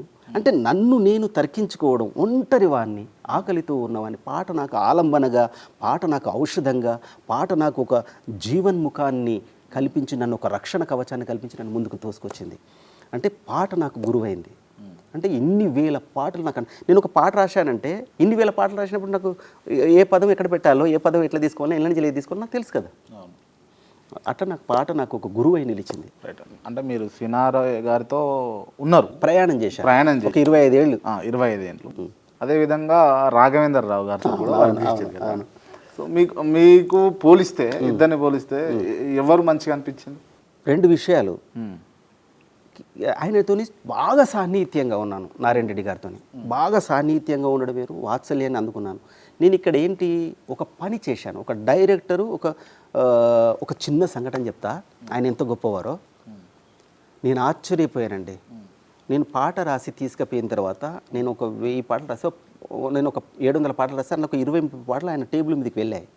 అందులో ఒక పాట చూసి ఆయన ఎంత గొప్పవారంటే, ఎక్కువ మాట్లాడరు ఆయన, చాలా బాగా రాశావన్నారు. అది నాకు ఫుల్ కాంప్లిమెంట్. తర్వాత బయటికి వచ్చిన తర్వాత 2వ చరణంలో 3వ లైన్ మార్చమని చెప్పండి. ఇంత మంచి పాట రాసిన అతన్ని ఈ లైన్ బాగాలేదని ఆయన ముందు చెప్పడం బాగోదు, ఆ 3వ లైన్ మార్చమని చాలా బాగుందని చెప్పారు. అంటే ఒక రైటర్ను గౌరవించే పద్ధతి. పాట మొత్తం బాగుంది, ఒక లైన్ మార్చడానికి ఈ లైన్ ఆయనకి ఎందుకు చెప్పాలి స్పెసిఫిక్గా, బయటికి వెళ్ళిన తర్వాత మీరు చెప్పండి. అంత గొప్ప వ్యక్తిత్వాన్ని కలిగి ఉంటారు. అంటే ఒక మనిషి జీవితంలో శిఖరాయమానంగా ఎదిగిన వాళ్ళు, ఒక అబ్దుల్ కలాం గారు కావచ్చు, ఒక రాఘవేంద్ర గారు కావచ్చు, ఒక సినారాయణ రెడ్డి గారు కావచ్చు, వీళ్ళందరూ కూడా శిఖరాయమానంగా ఎదిగినంటే వాళ్ళ లోపల మనుషులతో బిహేవ్ చేసేటువంటి నేర్పు, నైపుణ్యం, సంస్కారాలు ఉంటాయి. అవి మనం నేర్చుకోవాలి. నేను ఒక ఒక ఒక నేను ఫోన్లలో మాట్లాడేటప్పుడు కానీ ఇంకా మిగతా సందర్భాల్లో సంభాషణ చేసేటప్పుడు కానీ చాలా జాగ్రత్తగా మాట్లాడతా. అందంగా భాషను ఎలా ప్రయోగించవచ్చు, తెలుగు భాషను సుసంపన్నంగా ఎలా మాట్లాడవచ్చు అనేది నేను చాలా జాగ్రత్తగా ఉంటాను. నేను ఒక వ్యక్తి, ఒక దివ్యాంగుడు వీల్ చైర్లో కూర్చొని ఫోన్ మాట్లాడడం నాకు నచ్చింది. దాన్ని ఆయన దగ్గర నుంచి నేను నేర్చుకున్నాను. ఒక సంభాషణలో ఒక అమ్మాయితో అతను మాట్లాడుతున్నాడు. ఏమని? సరిత మీరు చెప్పేది నాకు అర్థం కావట్లేదు, దయచేసి వినండి. సరిత మీరు కొంచెం కూల్ అవుతారా అంటే తన పేరును ఒక 10 నిమిషాల సంభాషణలో దాదాపుగా 25 సార్లు ఉచ్చరించాడు. అది నాకు చాలా బాగా నచ్చింది. అతను ఎలా నేర్చుకున్నాడు? అతని నుంచి నేను నేర్చుకున్నాను. అంటే భాషను సుసంపన్నం నేర్చుకోవాలి, చక్కటి భాష మాట్లాడాలి, సంస్కారవంతంగా ప్రవర్తించాలి, మనుషులతో సాటి మనిషి పట్ల విధేయతగా ఉండాలి, గౌరవంగా ఉండాలి. అలా ఉన్నవాళ్ళు ఖచ్చితంగా జీవితంలో వాడు ఆఫీస్ బాయ్ కావచ్చు, లేకుంటే ఇంకో పని చేసుకోవచ్చు, తను అనుకున్న లక్ష్యానికి నెరవేరుతుందని చెప్పడానికి నేనే ఒక ఉదాహరణ. Right, super. మీ ఈ అన్ని అంశాలు ఒక ఎత్తు అయితే, పర్సనల్గా మీరు ఈ సమాజానికి చెప్పని నిజాలు ఏమైనా ఉన్నాయా? ఒక కవి ఇప్పుడు దిగంబరలో నేనేంటో ఉంటుంది, గరళంలో నేనేంటో ఉంటుంది, తప్త స్పృహలో నేనేంటో ఉంటుంది. నా జీవితంలోని అనుభవాలు, నా జీవితంలో నేను పొందిన సమాజంలోని అనేక సందర్భాలు, విధ్వంసాలు, ఆనందాలు, సుఖాలు, దుఃఖాలు, వీటన్నింటినీ నేను చూసిన ప్రపంచాన్ని రికార్డు చేసిన నేను దిగంబరలో రికార్డు చేశాను, గరళంలో రికార్డు చేశాను, తప్త స్పృహలో రికార్డు చేశాను, మంటల స్నానంలో కూడా రికార్డు చేశాను. నేను ఓపెన్ కదా. తర్వాత మౌనశ్రీ మల్లిక్ లాంటి ఒక మామూలు కవితోని దాదాపుగా ఒక 700 మంది పీఠికలు రాయించుకున్నారు వాళ్ళ కవితా సంపుటికి. ఇది సాహిత్య చరిత్రలో 500-600 పీఠికలు రాసినటువంటి నా ఏజ్ గ్రూప్ వాళ్ళు ఎవరు లేరు. అంటే వాళ్ళకి నా కవిత్వం ఎంత నచ్చి ఉంటుంది. అది వాళ్ళ సహృదయత. నాతో రాయించుకోవాలనుకుని వాళ్ళ సహృదయత, వాళ్ళ గొప్పతనం. నాతోనే ఎందుకు రాయించుకున్నారు అంటే నా కవిత్వం ఇష్టపడి ఉండొచ్చు వాళ్ళు కదా. అది చాలా గొప్ప విషయంగా నేను భావిస్తాను. ఇప్పటికీ నేను ప్రతి నెలలో ఒక 5-6 ముందు మాటలు రాస్తుంటాను. అంటే వాళ్ళు నన్ను అడుగుతారు వాళ్ళు. అది నాకు రికగ్నేషన్. అది తెలుగు సాహిత్య చరిత్రలో నా పేరుంది, నాకంటూ కొన్ని పేజీలు ఉన్నాయి. ప్రచురించిన తెలుగు సాహిత్య అకాడమీ ప్రచురించిన దాంట్లో నాకు ఒక చాప్టర్ ఉంది.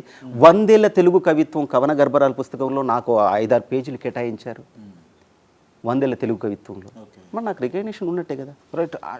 ఇప్పుడు మీరు ఇన్ని సినిమాలకు పాటలు రాశారు, సీరియల్స్కి పాటలు రాశారు, మంచి డైరెక్టర్స్తో పనిచేశారు కదా. ఇప్పుడు ఈ మూవీకి ఇండియా ఫైల్స్కు వర్క్ చేయడంలో బొమ్మకు మురళి వల్ల ఇబ్బంది పడ్డారా లేదా? మొదటి సందర్భంలో ఇబ్బంది పడ్డాను. దాని తర్వాత లేదా? లేదు. ఆయన నన్ను ఏం చేశారంటే నన్ను గమనించి మొదటి సందర్భంలో ఇబ్బంది పడ్డాను. పాట కరెక్షన్ చేసేటప్పుడు కొంచెము ఇది ఓకే అవుతుందా కాదా, ఎందుకు ఇన్ని వెర్షన్స్ రాయిస్తున్నారు, తనకు కావాల్సింది రావాలి కదా, తనకు కావాల్సింది రాంది సినిమాలో పెట్టుకోడు డైరెక్ట్. ఆ విషయం నాకు తెలుసు. సో ఆ ఒక్క సందర్భంలో ఇబ్బంది పడ్డా. తరువాత నిజంగా ఇది నేను కొన్ని చెప్పకూడని విషయాలు ఏమైనా ఉన్నాయన్నా కదా. ఓకే. చెప్పకూడని చెడు విషయాలు ఏవైతే ఉన్నాయో మంచి విషయాలు కూడా కొన్ని చెప్పాలి ప్రపంచానికి. ఓకే. ఒక రైటర్ని ఎలా గౌరవించాలో ఆయనకు తెలుసు. ఇది ఆయనని ఇంప్రెస్ చేయడానికో లేకుంటే 10 మందిని ఇంప్రెస్ చేయడానికి కాదు. ఇంకొక మనిషికి చేరాలి. నేను బొమ్మకు మురళి స్టూడియోస్కు ఎన్నిసార్లు అడుగుపెట్టానో అన్నిసార్లు నా జేబులో రూపాయలు ఉన్నాయి. నేను 100 సార్లు వచ్చానండి. 100 సార్లు నా జేబులో డబ్బులు లేకుండా నేను వెళ్ళలేదు ఇంటికి. అంటే ఆయనకి ఎంత నచ్చి ఉంటాను నేను. 100 సార్లు వస్తే 100 సార్లు డబ్బులు తీసుకుని వెళ్ళాను నేను.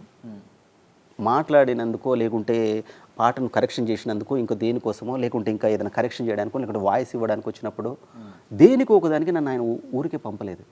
ఎందుకు సార్ నేను ఏమి ఇబ్బందుల్లో లేను కదా. కాదు నీ టైము, నీ కంట్రిబ్యూషన్ సినిమాకో ఒక వీడియోకో లేకుంటే ఒక పాటకో హెల్ప్ అవుతుంది కదా, ఊరికే పంపలేం కదా. పైగా మీరు ఎప్పటి నుంచిలో ట్రావెల్ అవుతున్నారు కదా ఒక 5-6 ఏళ్ళుగా, నేను అట్లా ఊరికే పంపలేను అన్నారనమాట. సో అది నేను సాధించిన విజయం, ఆయన గొప్పతనం. ఓకే. ప్రివ్యూ చూసారా మూవీ? చూశారు. నిజంగా బాగుందా? చాలా బాగుంది. అద్దంకి దయాకర్ గారు ఎట్లా నటించారు? అద్దంకి దయాకర్ గారు గురించి చెప్పాలంటే గమ్మత్తైన విషయం చెప్తున్నాను. ఇది అద్దంకి దయాకర్ గారు చూస్తారు. ఒరిజినల్గా ఆయన కెమెరా ముందు ఎలా బిహేవ్ చేస్తారో, ఎలా ఉంటారో, నిజంగా ఎలాంటి మనిషో, ఇది అదే క్యారెక్టర్. ఆయన పేరు కూడా దయాకరే కదా సినిమాలో. ఓకే, ఇక్కడ మార్పులు చేర్పులు లేవు ఇక. ఏం లేదు, ఆయన ప్రజలకు సమస్య వచ్చినప్పుడు ఎలా రియాక్ట్ అవుతాడు, సమాజంలో సమస్యలు వచ్చినప్పుడు ఎలా రియాక్ట్ అవుతాడు, ఆపోజిషన్ పార్టీ వాళ్ళు ఏదైనా చేసినప్పుడు ఎలా రియాక్ట్ అవుతారు, ఇదే అద్దంకి దయాకర్ బయట ఎట్టుంటాడో అది ఒక సినిమాలో అదే క్యారెక్టర్ను బిహేవ్ చేయడం ఆయనకు ప్లస్ అయింది. అదే ఒక వేరే క్యారెక్టరు, లేకుంటే సాగర సంగమంలో కమలాసన్ క్యారెక్టర్, స్వాతిముత్యంలో కమలాసన్ క్యారెక్టర్, గరణమొగుల చిరంజీవి క్యారెక్టర్ అయితే ప్రాబ్లం అయ్యేది. ప్రాబ్లం కదా. ఇప్పుడు డాన్సులు చేయాలి, ఫైటింగ్స్ చేయాలి. అయితే ఈ సినిమాలో ఒరిజినల్ ఆయన క్యారెక్టర్ ఆయనే చేసుకోవడం వల్ల అక్కడ సక్సెస్ అయింది. ఓకే, లేకపోతే చాలా ప్రాబ్లం కదండి. మీ జీవిత ఆశయం ఏందన్నా? నా జీవిత ఆశయము వేటు సుందరమూర్తి గారు అంటే గీత రచయిత అని తెలుసు, నారాయణ రెడ్డి గారు గీత రచయిత తెలుసు, ఆత్రేయ గారు తెలుసు. ఇవాళ అప్పటి నుంచి సుద్దాల అశోక్ తేజ గారు, చంద్రబోస్ గారి దగ్గర వరకు, భువన చంద్ర గారి దగ్గర నుంచి లాస్ట్ చంద్రబోస్ లాంటి వాళ్ళ వరకు నేను కూడా తెలుగు సినిమా పాటల్లో ఒక గీత రచయిత పుట్టి కొన్ని పాటలు రాసి నిష్క్రమించాడు అనేటువంటి, అది కూడా మంచి పాటలు రాసి నిష్క్రమించాడు అనేటువంటి పేరు చాలు నాకు. ఎందుకంటే నేను పాటల రచయిత కావాలని ఇక్కడికి వచ్చాను. అదే జరుగుతుంది, అదే జరగాలి. మీరు కమర్షియల్ సాంగ్ రైటర్ అంటే ఏమంటారు మీరు? నేను నారాయణ రెడ్డి గారి శిష్యుని. నేను ప్రేమ గీతాలు బాగా రాయగలుగుతా, సిచ్యువేషన్ సాంగ్ బాగా రాయగలుగుతా, ఐటెం సాంగ్స్ బాగా రాయగలుగుతా, డివోషనల్స్ రాయగలుగుతా. ఒక గీత రచయిత అంటే ఇది అది అని కాదు, అసలు గీత రచయిత అంటే ఏదైనా రాసే వాళ్ళే గీత రచయితలు. నేను విప్లవం పాటలే రాస్తాను, ఐటెం సాంగ్స్ రాయను అంటే నువ్వు రాకు సినిమా రంగంలోకి. అన్ని పాటలు రాయాలి కదా. ఇప్పుడు సినిమా రంగంలోకి మీరు అవసరాల కోసం వచ్చిర్రా, అవకాశాల కోసం వచ్చిర్రా? అంబిషన్ కోసం వచ్చాను. ఎందుకంటే నేను అనుకున్నాను, నేను చదివిన చదువుకు నాకున్న హైట్ పర్సనాలిటీకి ఏ పోలీస్ డిపార్ట్మెంట్లో ఏదో మంచి ఉద్యోగం వచ్చేది, ఓ టీచర్ జాబ్ అయ్యేవాడిని, ఓ డిగ్రీ కాలేజ్ లెక్చరర్, నాకున్న నాలెడ్జ్కి ఓ లెక్చరర్ అయ్యేవాడిని, లేదా టీచర్ అయ్యేవాడిని, ఇంకేదో జాబ్ సంపాదించుకునేవాడినిగా. కానీ నేను పాటల రచయిత కావాలనుకున్నా. ఇక్కడికి వచ్చి ప్రయత్నం చేసే క్రమంలో సినిమా కష్టాలు వచ్చి మా నాన్న చనిపోవడం వల్ల నేను జాబ్ చేయాల్సి వచ్చింది. ఇంట్లో 2 ఆడపిల్లలు ఉన్నారు, నాకు జాబ్ చేయాల్సి వచ్చింది. అక్క చెల్లెలు ఉన్నారు, పేద కుటుంబము, అమ్మ, నాలెడ్జ్ లేదు, కూలి పనులు చేసి బతకాలి, నేను పని చేసుకుంటూ పోస్ట్ గ్రాడ్యుయేషన్ చేసిన, చదువుకున్నాను. ఏదో 3,000, 4,000, 5,000 వస్తే వాళ్ళకు 2,000 పంపి నేను ఒక 2,000తో బ్రతికాను. ఓకే, ఇప్పుడు నాకే అట్లాంటి ఏం ప్రాబ్లం లేదు. అశోక్ తేజ గారితో మీరు ఎట్లా ఉంటుంది? అశోక్ తేజ గారిని నేను పాటలు రాసేందుకు పురాణాల్లో పాటలు రాసే ఒక దేవుడు ఉంటాడు, తెలుసా మీకు? అంటే పాటలు రాయడానికి కూడా ఒక దేవుడు ఉంటాడు. ఓకే, పురాణాలలో. ఓకే, ఆ దేవుడి పేరు Apollo, the God of Apollo అని ఆయన అంటా. నేను ఎప్పటికీ అట్నే పిలుస్తా.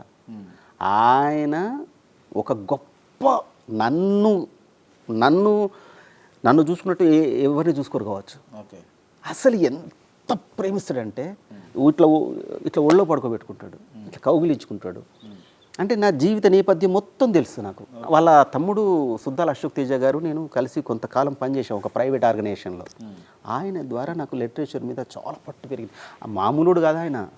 సుద్దాల అశోక్ తేజ గారి తమ్ముడు సుధాకర్ తేజ స్వర్ణక్క సినిమా కథా రచయిత ఆయనే తర్వాత వేరే డైవర్షన్ తీసుకొని రకరకాల పనులలో కేసీఆర్ దగ్గరికి అట్లా వాళ్ళ దగ్గర పనిచేయడానికి వెళ్ళారు. ఆయన నాకు బాగా సాహిత్యం పట్ల అవగాహన పెంచిన వ్యక్తి. ఆయన ఆఫీస్ అసిస్టెంట్ అని చూడలేదు, ఆయన నన్ను తమ్ముడు అని పిలిచేవాడు.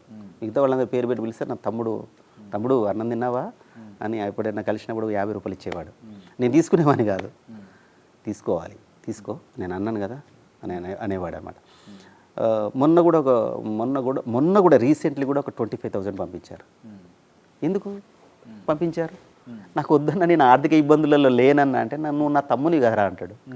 నాకు డబ్బులు ఇంతవరకు నేను ఫ్రీగా ఎవరి దగ్గర డబ్బులు తీసుకోను 10 రూపాయలు కూడా లేకపోతే నడుచుకుంటూ పోయినా, కానీ ఎవరి దగ్గర అడగలేదు. సో ఆయన సుద్దాల అశోక్ తేజ అలాంటి నాకు ఇష్టమైన లిరిసిస్టు, చాలా చాలా చాలా ఇష్టమైన. నాకు తెలుగు సినిమా పాటలలో ఆచార్య ఆత్రేయను మించిన వాళ్ళు లేరు. తరువాత మనసు కవి ఆచార్య ఆత్రేయ ఎన్ని గొప్పల పాటలు రాసిండో, ఇక అసలు సినిమా పాట రాయడానికే పుట్టినటువంటి వ్యక్తి వేటూరి సుందరరామూర్తి గారు. ఓకే. వేటూరి సుందరరామూర్తి గారి రచన విన్యాసము ఈ భూమి మీద పుట్టిన ఏ లిరిసిస్ట్కి ఉండదు. నారాయణ రెడ్డి గారు అలాంటి గొప్ప కవి. నారాయణ రెడ్డి గారు కూడా తర్వాత సుద్దాల అశోక్ తేజ గారు, తర్వాత చంద్రబోస్ గారు, వీళ్ళందరికీ మధ్యలో ఒక వారధిగా ఉన్నటువంటి వ్యక్తి సీతారామ శాస్త్రి గారు. వీళ్ళ ఆరుగురు నాకు ఒక 6 రుచులు అని అంటారు కదా, అలాంటి వాళ్ళు అనమాట. పాటకు 6 రుచులు లాంటి వాళ్ళు వీరు. రైట్.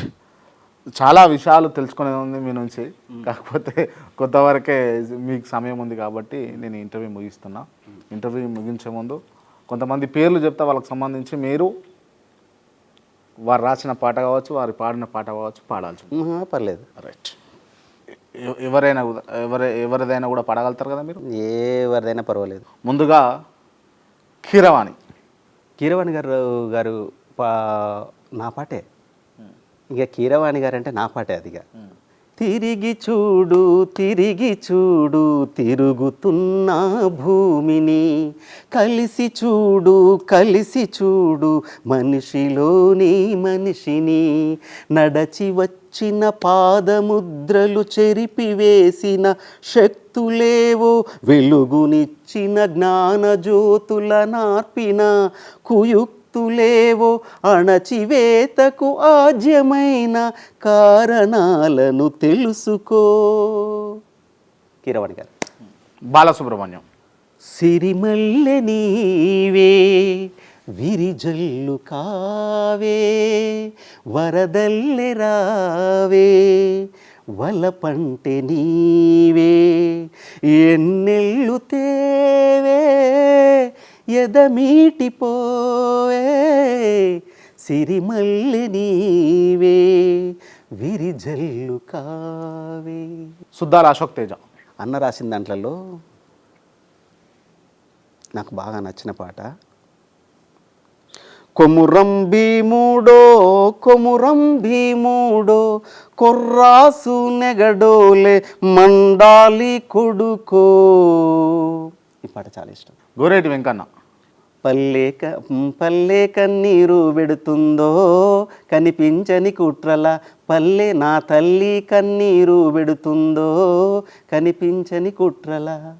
ఈ పాట ఇష్టం. ఇళయరాజా. రాసలీల వేళ రాయబారమేళ, మాటే మౌనమై మాయ జయనేలా,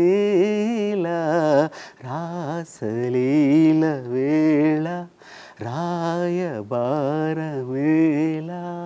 ఏఆర్ రెహమాన్. ఊరికే కసి వయసుకు శాంతం తగిలితే తడబడే అందం, జారె జలతారు పరదా కొంచెం ప్రియమగు ప్రాయాల కోసం, అందం తొలి కెరటం చిత్తంతో నికిసలై నీటి మెరుపాయి, చిత్తం చిరుదీపం రెపరెప రూపం తుళ్ళి పడసాగే, పసి చినుకే ఎగురు సుమా, మూగిరేగిదావాగ్ని పుడితే ఊగే నా గుండెలో నీలిమంట. గూడ అంజన్న. ఊరు మనదిరా ఈ వాడ మనదిరా, పల్లె మనదిరా ప్రతి పనికి మనం రా. ఈ పాట ఇష్టం. గద్దరన్న రాసిన పాటలలో నిజంగా ఆ పాటను ఎవరు రాయలేరు, రాయబోరు. ఇక అది నభూతో నా భవిష్యత్తు. తెలంగాణ భౌగోళిక, సాహిత్య, ఆధ్యాత్మిక ఆల్ ఆస్పెక్ట్లలో ఈ తెలంగాణకు ఒక ఆత్మగీతంగా నినదించేటువంటి పాట. అమ్మా తెలంగాణమా ఆకలికే కలగానమా. ఈ పాటలో నదులు, దేవాలయాలు, ఈ భౌగోళిక గనులు ఎన్ని ఉన్నాయో అన్నీ వస్తాయి. ఆ పాట అంటే నాకు చాలా ఇష్టం. గద్దరన్న సందర్భం వచ్చింది కాబట్టి ఈ సినిమాకు గద్దరన్నకు గొప్ప సంబంధం ఉంది, పెద్ద సంబంధం ఉంది, చాలా ఆయన కథ రచయితే ఒరిజినల్ స్టోరీ అందించిందే ఆయన. ఆయన మీరు కలిసిరా సినిమా టైంలో? కలిసాను, చాలాసార్లు కలిశాను. చాలాసార్లు కలిశాను. బొమ్మ క్రియేషన్స్లోనే కలిశాను. నేను వెళ్ళిన తర్వాత పాట రాసిన తర్వాత కూడా నేను వెళ్ళి మౌనశ్రీ మల్లికని నేను కలిసినప్పుడు, అరే తిరిగి చూడు పాట చాలా అద్భుతంగా రాశామని చెప్పాడు. చాలా అనగానే అద్భుతం అనగానే నా నా అంటే చాలా బాగా రాసినావు, ఎంత గొప్ప పాట రాసినావు, ఈ సినిమా పాట రిలీజ్ అయిన తర్వాత నీది మొత్తం మారిపోతుంది నీది తమ్మి, నేను నిజంగా చెప్తున్నాను, నేను ఎప్పుడైనా సత్యం చెప్తాను, నేను ఎవరు భయపడను, చాలా బాగా రాసినావు నాయన అన్న. ఇప్పుడు ఉండుంటే బాగుంటుండే కదరా. కానీ చాలా బాగా మెచ్చుకున్నాడు, ఫోటో దిగిండు, ఫోటో దిగడానికి అవకాశం ఇచ్చిండు. అసలు ఎంత గొప్పగా రిసీవ్, అంటే ఒక కవి ఇంకొక కవిని అట్లా రిసీవ్ చేసుకోవడం, పైగా చిన్న కవిని ఆయన శిఖరం కదా చేసుకొని అట్లా అనడం గొప్ప విషయం కదా అది. అంటే ఆయన ఎన్నిసార్లు పాటను విన్నాడు. తర్వాత ఈ రెండో పాటలో కూడా 2-3 చిన్న చిన్న కరెక్షన్స్ కూడా చేశాడు. జై ఇండియా సాంగ్ ఉంది, జై ఇండియా సాంగ్ చాలా గొప్ప పాట ఈ సినిమాలో. క్లైమాక్స్లో వచ్చేటువంటి మొత్తం కొన్ని 100,000 మంది కనిపించేటువంటి ఒక మానవ సమూహాన్ని తీసి నడిపించేటువంటి పాట అది. అంటే అంత శక్తివంతమైన పాట. ఆ పాటలో నేను రాసి వినిపించిన తర్వాత 2-3 పదాలు మారుస్తా ఓకేనా అన్నాడు. అదే మీది కదన్నా, మీరు మార్చిన మార్పులు ఉంటే ఆ పాట చాలా ఎలివేట్ అవుతుంది అని చెప్పేసిన. సరే అని ఆయన మార్చేసిండు. చాలా బాగా వచ్చింది పాట. ఉండాలి కదరన్న, ఉంటే బాగుండని అనిపిస్తుందా? అనిపించదా? ఆయన ఎంత గొప్ప మనిషి, గొప్ప మానవతావాది, గొప్ప వ్యక్తి. ఎంత గొప్ప గాయకుడో అంత గొప్ప రచయిత. మైకేల్ జాక్సన్, చాలామందికి మైకేల్ జాక్సన్ అంటే గొప్ప డాన్సర్ అంటారు. ఆయన ఎంత గొప్ప డాన్సరో అంత గొప్ప పాటల రచయిత. ఎంత గొప్ప పాటల రచయితో అంత గొప్ప కంపోజరు, ఎంత గొప్ప కంపోజరో అంత గొప్ప గాయకుడు. అదనమాట. అంటే గద్దరన్న, చాలామందిని గద్దరన్నతో పోలుస్తుంటారు, వాగ్గేయకారుడు అది ఇది అంటుంటారు. ఆయన మించిన వాగ్గేయకారుడు ఎవరు లేరు తెలుగులో. ఎందుకంటే ఆయన వల్ల ఎంతోమంది గాయకులు బయటకు వచ్చారు. పాడుత తీయగా నుంచి బాలసుబ్రహ్మణ్యం గారి వల్ల సినిమా రంగానికి ఎంతమంది పరిచయంలో, గద్దరు అన్న వల్ల పాట రాయడం కానీ, పాట రాసే రచయితలు కానీ, గాయకులు కానీ ఆయనను అనుసరించడం కానీ, ఆయన డ్యాన్స్ అండ్ నృత్య రీతులు, ఒక విభిన్నమైన నృత్య రీతులు సమకూర్చి అసలు వేదికను ఎలా ఎలివేట్ చేయాలి, వేదికను ఎలా రంజింపజేయాలి, ఎంతమంది పోరాట స్ఫూర్తిని కలిగించారు, ఎంతోమంది అద్భుతమైన మేధావులుగా తయారయ్యేదానికి ఆయన పాట ఊతమైంది. సమాజంలో అప్పుడు నక్సలైట్ ఉద్యమంలో ఆయన పాట ఎంత గొప్ప ప్రేరణ కల్పించింది, ఎంతమందిని వామపక్ష భావజాలం వైపు ఆలోచించేలాగా చేసింది. అదంతా ఈజీ కాదు, ఇప్పుడు నక్సలిజం లేకపోయి ఉండొచ్చు, కానీ ఆయన పాట ఈ దురహంకార శక్తులను ఎదుర్కొనేందుకు మన లోపల చైతన్యాన్ని ఎలా రగిల్చింది. అంత గొప్ప వ్యక్తి ఉంటే బాగుండేది, కానీ ఎవరికైనా మరణం తప్పదు కదా. అంతే. రైట్. జయరాజ్ అన్న పాటలలో శిలా నీవే, శిల్పం నీవే, శిల్పి నీవే సృష్టిలో, ఆ పాట ఇష్టం నాకు. వంగపండు పాట ప్రసాదరావు గారి పాటలలో ఏం పిల్లడో ఎల్దమొస్తవా అంటే, ఈ పాటలో ఉన్న గొప్ప విషయం నన్ను ఆకర్షించింది ఏంటంటే, ఒక ఆంధ్రప్రదేశ్లోని ఒక ప్రాంతానికి చెందినటువంటి భాషలో ఒక కొత్త ప్రయోగాలు చేసిండు అన్నమాట. చీమలు పులులను ఎదిరిస్తాయని, చిలుకలు ఇంకొక రాబందులను ఎదిరిస్తాయని, అంటే ఇలాంటి ప్రదేశాలనే మీరు రండి అని తను ఒక చైతన్యం రగిలిస్తూ తను పాటతోని ఒక పెద్ద సమూహాన్ని తన వెనుక లాక్కొని వచ్చేసాడు. అంటే ఒక ఉద్యమ స్ఫూర్తిని కలిగించేటువంటి, ఇప్పుడు తెలంగాణలో అమ్మ తెలంగాణ పాట ఎంత గొప్పదో అంతే గొప్పది ఆంధ్రప్రదేశ్ ప్రాంతానికి చెందినటువంటి, అక్కడ పుట్టినటువంటి మహానుభావుడు వంగపండు గారు రాసిన పాటలలో ఏం పిల్లడో ఎల్దమొస్తావా ఆ పాట పాడండి మీరు. అదే నాకంత పల్లెవన్నా వాడాలి, నాకు సినిమా పాటలే ఎక్కువ వస్తాయి. పల్లవి వాడాలి. లేదు సినిమా పాటలు ఎక్కువ వస్తాయి నాకు. మౌనశ్రీ మల్లిక్, మీ పాట. నేను రాసిన పాటలలో చెలివరములు కురిసెను ఎదలు, కలవరములు కరిగెను మదిలు, అలలెగసిన వలపుల నడిలో అడుగులు కదిలే, ఈ పాట నాకు చాలా ఇష్టం. ఇది బిలాల్పూర్ పోలీస్ స్టేషన్ సినిమా కోసం రాసిన. ఓకే. దేవిశ్రీ ప్రసాద్. దేవిశ్రీ ప్రసాద్ పాటలలో గొప్ప కంపోజిషను. ఆకాశం అమ్మాయి అయితే నీలా ఉంటుందే, నీలా ఉంటుందే, ఈ పాట ఇష్టం నాకు. ఎస్ఎస్ తమన్. తమన్ గారి పాటలలో నాకు బాగా నచ్చింది రాములో రాములా, ఆ పాట ఇష్టం నాకు. రైట్ అన్న, థ్యాంక్ యూ సో మచ్. ఈ సందర్భంగా కేఆర్ టీవీకి నన్ను పరిచయం చేసిన క్రాంతి అన్నకు నా నమస్కారాలు తెలియజేస్తున్నాను. I wish you all the very best మిత్రులారా. కష్టపడండి, సంస్కారవంతంగా ఉండండి, లక్ష్యాన్ని మర్చిపోకండి, నిద్రలోనూ మెలకువలోనూ. Thank you so much. మీ Mounasri Mallik lyricist. Bye. Right. ఈ ఇంటర్వ్యూ ముగించే ముందు ఇప్పుడున్న యువతకు మీరు కవిత్వంతో, మీ కవితతోటి ఏం చెప్పాలనుకుంటున్నారు? జీవితమే అణువణువు యుద్ధరంగమైనప్పుడు జీవించడానికి తప్పదు పోరాటం. ఆ పోరాటానికి ప్రాణం ఇస్తాను, మరణాన్ని ఓడించి నేను గెలుస్తాను. నేను శ్రమజీవుల ఆయుధాన్ని, వాళ్ళ గుండె డప్పు చప్పుళ్ళ రౌద్రనాదాన్ని, వాళ్ళ కళ్ళల్లోని ఎర్రటి జీరని. మృత్యువు 4 దిక్కుల నుంచి తొంగి చూస్తుంటే చెక్కు చెదరని ఉక్కు పిడికిలిని, శతగ్ని లాంటి ధైర్యంతో ముందుకు దూకి అరచేత్తో దోపిడి తుపాకిని అడ్డుకుంటాను. పదునెక్కిన గుండెతో